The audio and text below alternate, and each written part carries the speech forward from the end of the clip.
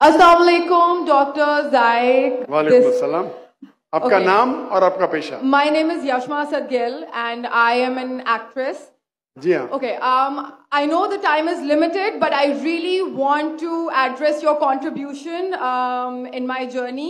There was a time when I had fallen into the trap of atheism back in the days when I was doing my bachelor's, but Alhamdulillah, it was your videos and your lectures that brought me back to my religion and brought my spirituality back to me and my faith back to me. So Alhamdulillah for that, and thank you for coming to my country and especially my city. You've been a mentor and you are my, I'm literally shaking right now, I'm so sorry. Okay, so the question is, pardon me if I say anything wrong because my knowledge is limited. But at the time when I was doing my research and I came across your lectures, there was everything else that I could understand. But one question still remains, which is that this concept of predestination, and then there is this one concept of us human beings and Jannat having free will, right? तो अगर सब कुछ पहले से लिख दिया गया है, अब कुछ अगर सब कुछ प्रीडेस्टिन्ड है, तो जो कॉन्सेप्ट है कि अगर एक चोर कहीं पे चोरी करता है तो वो तो पहले से नहीं लिख दिया गया था, उसको उसकी अकाउंटेबिलिटी क्या है उसमें फ्री विल के हिसाब से? बहन ने एक अहम सवाल पूछा है और वो कहती है कि पहले वो एक्ट्रेस थी और वो एथियज्म के जाल में फंस गई थी और मेरे कैसेट सुनने के बाद अल्हम्दुलिल्लाह वो वापस दीन की तरफ रुजू की और अल्लाह सुब्हाना व तआला ने हिदायत दी। उनका मेन सवाल है कि कदर के बारे में। मैं आपको मुबारकबाद देना चाहता हूं कि आप एक फिल्म इंडस्ट्री से वापस सही रास्ते पे आए। बहुत मुश्किल है, अगर मीडिया के जाल में फंस जाते तो निकलना मुश्किल है, लेकिन अल्लाह ताला काफी लोग को हिदायत दे रहा है, आपको भी अल्लाह ने हिदायत दी। उनका सवाल है कदर के बारे में, अबाउट डेस्टिनी, फ्री विल, कि अगर अल्लाह सुब्हाना व तआला ने मेरे तकदीर में लिखा कि मैं शराब पीऊंगा और मैं शराब पीता हूं तो कौन जिम्मेदार? अल्लाह। नऊज़ुबिल्लाह। ये सवाल बहुत कॉमन है, लेकिन अक्सर मुसलमान घबराते पूछने के लिए, क्या कोई फतवा न दे दे मुझे, मैं काफिर हूं। अल्लाह सुब्हाना व तआला कुरान मजीद में इंसानों को एनकरेज करते सवाल जवाब के लिए, इसलिए कुरान मजीद में आप पढ़ेंगे 323 टाइम्स, 323 बार कहा गया है कुल, कालू, इन लोग ने कहा, और 323 बार अल्लाह कहते कुल, उनसे कहो। यानी कुरान मजीद की एक क्वेश्चन आंसर बुक है। 323 टाइम्स पूछा गया कि क्या सवाल है, अल्लाह बोलता है कुल, कहो कुल। उनने पूछा अल्लाह कौन है, कुल वल्लाहु अहद। तो ये कुल जो है, सवाल करना कोई बुरी बात नहीं, लेकिन ये सवाल बहुत कॉमन है कि हम तकदीर में मानते हैं, ये हमारा ईमान है। तो अल्लाह ताला अगर तकदीर में लिखा कि मैं मर्डर करूंगा, मैं किसका कत्ल करूंगा और मैं कत्ल करता हूं, तो कौन जिम्मेदार? अल्लाह। नऊज़ुबिल्लाह। अगर लिखा है मेरे तकदीर में कि मैं शराब पीऊंगा और मैं शराब पीता हूं, कौन जिम्मेदार? अल्लाह। नऊज़ुबिल्लाह।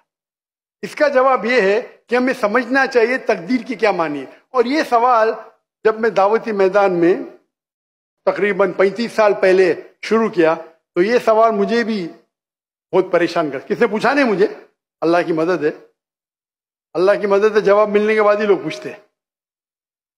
तो पहले चंद साल काफी तहकीक की, लेकिन जवाब कोई किताब में मिली नहीं। जवाब मिला, फिर मैंने उलमा से पूछा, सही है? तो उन्होंने बोले माशाल्लाह अच्छा जवाब है, अब मैं अभी पेश करूंगा आपके सामने। मैं मिसाल देता हूं कि अगर एक टीचर क्लासरूम में 100 बच्चे को पढ़ा रही है, 1 साल पढ़ाने के बाद इम्तिहान के पहले टीचर बोलती है ये बच्चा एग्जामिनेशन में फर्स्ट क्लास फर्स्ट आएगा, ये बच्चा सेकंड क्लास आएगा, ये बच्चा फेल होगा। माफ करना, आपको मिसाल बोल रहा हूं, कल मिसाल है आपके लिए। और एग्जामिनेशन के बाद ये सही निकलता है, ये बच्चा फर्स्ट क्लास फर्स्ट आता है, ये बच्चा सेकंड क्लास, ये बच्चा फेल होता है। मेरा सवाल है कि जो बच्चा फेल हुआ वो बोल सकता है कि टीचर ने प्रिडिक्ट की, क्योंकि टीचर ने प्रिडिक्ट की क्या मैं फेल होऊंगा, इसलिए मैं फेल हो गया। क्या वो बोल सकता है ऐसा? हाँ क्या नहीं? नहीं। टीचर देखती थी कि ये बच्चा स्टूडियस है, बराबर होमवर्क करता है, ज़हीन है, ये बच्चा एवरेज है, ये बच्चा हॉकी खेलता था, क्लास में भी नहीं आता था, पिक्चर देखता था। तो टीचर ने देख के प्रिडिक्ट की, और टीचर अक्सर सही होती है, लेकिन इंसान है, गलती भी हो सकती।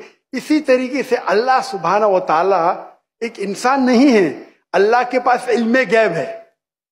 अल्लाह को पहले ही पता है आप क्या डिसीजन लेने वाले हैं। मिसाल के तौर पे एक शख्स आता है चौराहे पे, वो 4 में से एक सड़क को चुन सकता है, नंबर 1 सड़क, नंबर 2 सड़क, नंबर 3, नंबर 4।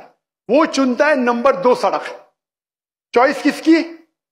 इंसान की, हाँ क्या नहीं? लेकिन अल्लाह सुब्हानहू व तआला को इल्मे गैब है कि 5 तारीख को अक्टूबर के रात को 1 बजे, 1:15 बजे ये चौराहे पे आएगा। उसके पास 4 चॉइस थे, सड़क नंबर 1, सड़क नंबर 2, सड़क नंबर 3, सड़क नंबर 4। अल्लाह ताला जानते कि ये सड़क नंबर 2 चुनेगा, तो अल्लाह ताला लिख देते तकदीर में पहले ही कि ये इंसान 5 अक्टूबर की रात को 1 बजे, 1:15 बजे सड़क नंबर 2 पे चुनेगा। तो सड़क नंबर 2 किसने चुना? अल्लाह ने या क्या इंसान ने? अल्लाह ने चुना या इंसान ने चुना? इंसान ने चुना। तो कौन जिम्मेदार, अल्लाह या इंसान? इंसान। वो आगे जाता है और 3 सड़क आते, सड़क ए, सड़क बी, सड़क सी। वो चुनता है सड़क ए, अल्लाह ताला जानता है कि वो सड़क ये चुनेगा, लिख देता है। कौन जिम्मेदार? इंसान।